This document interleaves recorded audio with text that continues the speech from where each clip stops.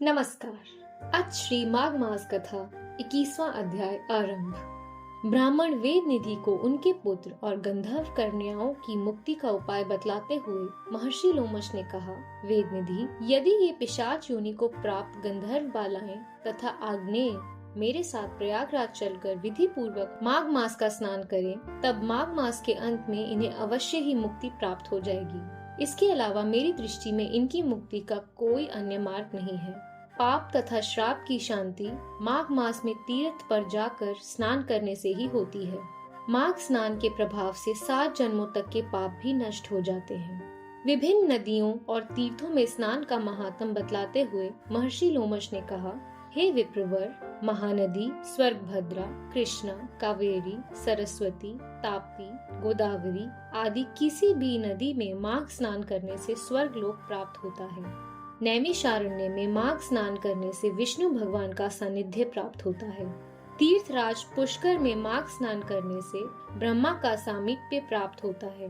प्रभास क्षेत्र यानी सोमनाथ में माघ स्नान करने से रुद्रगण का पद प्राप्त होता है।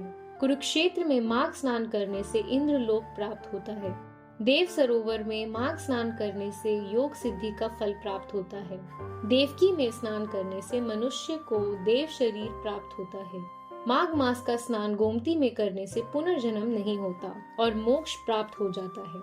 महाकाल, ओंकारेश्वर, अमरेश्वर, नीलकंठ तथा हेमकुंड में स्नान करने से ऐश्वर्य सहित रुद्रलोक प्राप्त हो जाता है। प्रयाग में तो माघ मास में मात्र 3 दिन स्नान करने से महापापी भी मुक्ति पा जाते हैं तथा देवलोक में देवताओं के समान सभी सुख प्राप्त करते हैं। हे वेद निधि, एक समय ब्रह्मा जी ने समस्त तीर्थों, व्रतों, दानों, तपों एवं यज्ञों को एक पलड़े में तथा प्रयागराज के माघ स्नान के फल को दूसरे पलड़े में रखकर तोला था। तब माघ स्नान का पलड़ा ही भारी रहा, अतएव इसे सर्वाधिक फलदायी जानना चाहिए। इसके विषय में मुझे एक छोटा सा आख्यान याद आ गया है, वह मैं तुम्हें सुनाता हूँ। इसे ध्यान पूर्वक सुनो। अत्यंत प्राचीन काल का वृतांत है। अवंती राज्य में वीरसेन नामक एक धर्मात्मा राजा राज्य करता था। उसने नर्मदा नदी के तट पर राजसूय यज्ञ किया था। उसने 16 अश्वमेध यज्ञ भी किए थे तथा इन यज्ञों में उसने अतिथियों तथा अभ्यागतों को स्वर्ण आभूषणों का दान दिया था। हे विप्र, उस धर्मात्मा राजा ने ब्राह्मणों को पर्वत आकार अन्न के ढेर दान में दिए थे। वह दानी और धर्मात्मा राजा भगवान और देवताओं का बड़ा भारी भक्त था। गौ एवं स्वर्ण का नित्य दान करने वाला था। राजा वीरसेन के राज्य में ही भद्रक नाम का ब्राह्मण भी रहता था। वह मूर्ख तथा हीन कुल में उत्पन्न और अधर्मी था।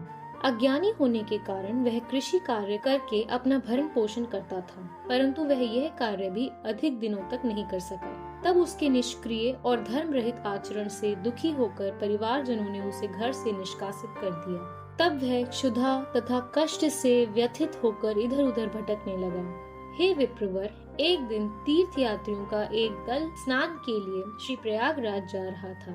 भद्रक भी उन्हीं के साथ हो लिया। वह मार्ग में हर कीर्तन तथा हरि कथा सुनता हुआ उन तीर्थ यात्रियों के साथ ही प्रयागराज पहुंच गया। वहां पहुंचकर भद्रक ने माघ की एकादशी से लेकर लगातार 3 दिनों तक नियम एवं निष्ठा पूर्वक माघ स्नान किया। यही नहीं, बल्कि उसने श्रम कार्य कर कुछ द्रव्य भी अर्जित किए और इन द्रव्यों में से कुछ दान भी किए। प्रयागराज में माघ मास में 3 दिन के स्नान से ही उसका हृदय परिवर्तन हो गया। उसने संकल्प किया कि अब वह आजीवन चोरी, निंदा, द्वेष, ईर्ष्या इत्यादि अपकर्मों से मुक्त रहकर इंद्रियों को वशीभूत रखकर जीवन व्यतीत करेगा। सत्य और अहिंसा का पालन करते हुए शुभ कर्मों में लीन रहेगा। आगे उसने अपने संकल्पानुसार जीवन व्यतीत किया। उसने भिक्षावृत्ति तथा दान इत्यादि लेने को त्याग कर कठिन श्रम करके जीवन व्यतीत करते हुए परोपकारी जीवन बिताया। अपनी परोपकारी वृत्ति तथा ईश्वर भक्ति के कारण भद्रक संपूर्ण प्रांत में लोकप्रियता तथा श्रेष्ठ सम्मान को प्राप्त करता गया।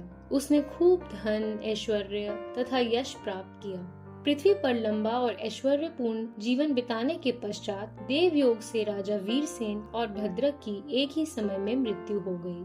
दोनों को ही अपने सत्कर्मों से स्वर्ग प्राप्त हुआ।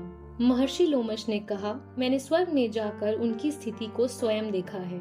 वे आज भी स्वर्ग में निवास करते हुए दिव्य सुख भोग रहे हैं। अपने नेत्रों द्वारा देखा हुआ प्रयागराज में माघ स्नान का यह महत्व मैं संपूर्ण रूप से मुख द्वारा वर्णन नहीं कर सकता। हे विप्रवर, इस विषय में तुम अब पिशाच मोचन नामक एक आख्यान सुनो। प्राचीन काल में दया सागर तथा देवधुति नामक वैष्णवों ने पिशाचों को मुक्ति प्रदान की थी। इसे ये गंधर्व कन्याएं तथा तुम्हारा पुत्र भी सुने। निश्चय ही इन्हें पिशाच योनि से मुक्ति प्राप्त होगी। शेष वृतांत अगले अध्याय में। इति श्री पद्म पुराणे माघ महात्म्ये 21वां अध्याय संपूर्ण। भगवान विष्णु की जय। धन्यवाद।